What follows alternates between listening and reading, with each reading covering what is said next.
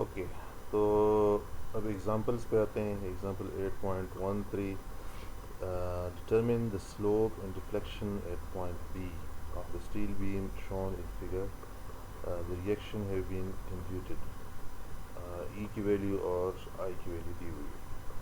Reactions यहाँ पे vertical reaction है जो कि 5K है, 5 किप्स, और मोमेंट का रिएक्शन है 75 किप फुट, 75 5 इंटू 15 75।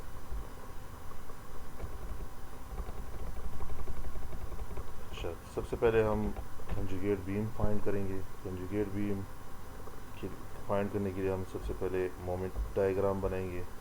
तो इस बीम का अगर आप देखें यहाँ पे 75 जो है वो इसका मोमेंट है, इस रिएक्शन है इस मोमेंट का इस पॉइंट पे। तो इधर से अगर हम स्टार्ट करें -75 और इसके साथ प्लस 5 इंटू 15 8 करें तो ये 75 आता है, तो इसको ऐड करें तो ये 0 पे जाएगा। मोमेंट डायग्राम आपके पास इस तरह बनेगा। कंजुगेट बीम में इसी मोमेंट डायग्राम को हम एज ए लोड कंसिडर करेंगे, क्योंकि ये मोमेंट डायग्राम के पास जो होगा वो नेगेटिव होगा। मोमेंट डायग्राम नेगेटिव है तो इसलिए ये जो लोड है डाउनवर्ड एक्ट करेगा।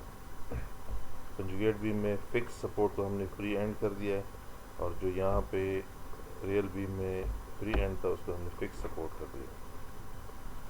अब चूँकि पॉइंट बी पे सब चीज़ें चाहिए तो हम बी डैश पे सेक्शन लेंगे। जो आपके पास सपोर्ट बी डैश है उस पे सेक्शन लेंगे।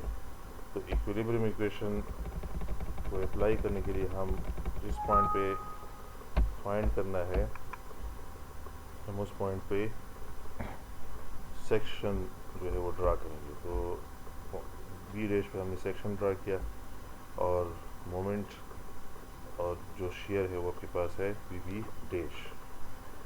जो डायग्राम है इस जो आपके पास लोड है, टोटल लोड, इसका रिजल्टेंट आपके पास, यानी इस रेक्टेंगल का ट्राइंगल का एरिया फाइंड करें 1 इंटू 75 इंटू 15, 1/2 इंटू 75 इंटू 15। ये आपके पास आता है 562.5 बाई ईयर। ये आपके पास इसका क्या है, रिजल्टेंट है। रिजल्टेंट जो ट्राइंगल के बड़े साइड से 1/3 डिस्टेंस पे होता है, और छोटे साइड से इस वाले साइड से 2/3 डिस्टेंस पे होता है। तो ये आपके पास इसका डिस्टेंस आ गया। अब चूँकि हम डिफ्लेक्शन फाइंड कर रहे हैं तो इसलिए बी डैश पे हम मोमेंट का वो इक्विलिब्रियम के ज़रिए मोमेंट फाइंड करेंगे। तो मोमेंट फाइंड करने के लिए आपको फोर्स और डिस्टेंस चाहिए, तो इसलिए हमने यहाँ पे इसका रिजल्टेंट फाइंड किया और ये डिस्टेंस भी फाइंड किया कि डिस्टेंस कितना होना चाहिए। 5 इधर चला गया 1/3 और 2/3 यानी 2/3 और 15 10 यहाँ पे, तो 15 के साथ मिला के 25 हो गया। इक्विलिब्रियम अप्लाई करें तो स्लोप फाइंड करना है और डिफ्लेक्शन फाइंड करना है। तो सबसे पहले स्लोप के लिए हम क्या फाइंड करेंगे, शेयर फाइंड करेंगे इस पॉइंट पे। तो शेयर के लिए, शेयर चूँकि वर्टिकल होता है यानी वर्टिकल फोर्स होता है, तो इसके summation of vertical force is equal to 0।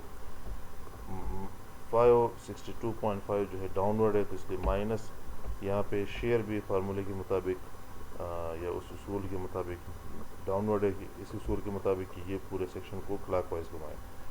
ये भी डाउनवर्ड है, तो इसलिए दोनों नेगेटिव साइन के साथ इक्वल टू 0, बाकी कोई और वर्टिकल फोर्स नहीं, तो इसलिए इक्वल टू 0 क्लोज कर देंगे। तो चूँकि रूल्स के मुताबिक किसी भी रियल बीम में किसी भी पॉइंट पे slope is equal to shear in conjugate beam उसी पॉइंट पे, इसलिए यहाँ पे आपके पास थीटा बी की वैल्यू ये आपके पास आ गई। अच्छा, इसमें ई और आई की वैल्यूज़ पुट करें और यूनिट्स को सेम या इंचेस में कन्वर्ट करें या सब यूनिट्स को फीट्स में कन्वर्ट करें, तो आपके पास -0.00349 रेडियन आपके पास स्लोप आता है। माइनस का मतलब है कि जो स्लोप है या जो एंगल है वो क्लॉकवाइज है। इसी तरह अब यहाँ पे डिफ्लेक्शन फाइंड करने के लिए हम मोमेंट फाइंड करेंगे इसी पॉइंट पे। तो मोमेंट के लिए हम क्या करेंगे, समेशन ऑफ मोमेंट एक पॉइंट बी।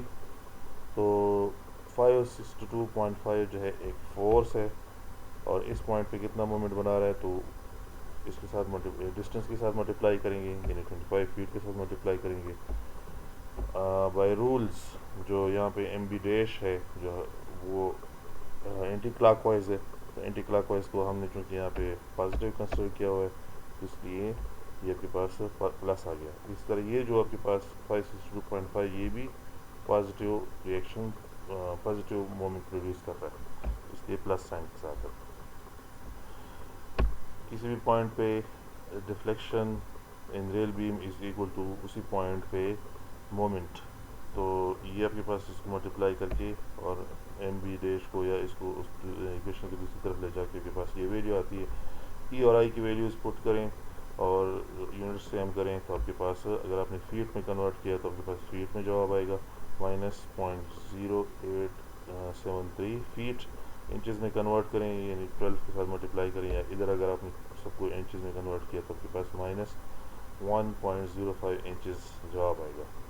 तो नेगेटिव साइन स्लोप के लिए इंडिकेट करता है कि बीम जो वो है स्लोप जो है वो क्लॉकवाइज है, और डिस्प्लेसमेंट क्योंकि डाउन नेगेटिव है तो वो इसका मतलब डिस्प्लेसमेंट डाउनवर्ड है। इस फिगर से आप इधर इसको शो कर लेंगे कि किस तरफ डिफ्लेक्शन है और किस तरफ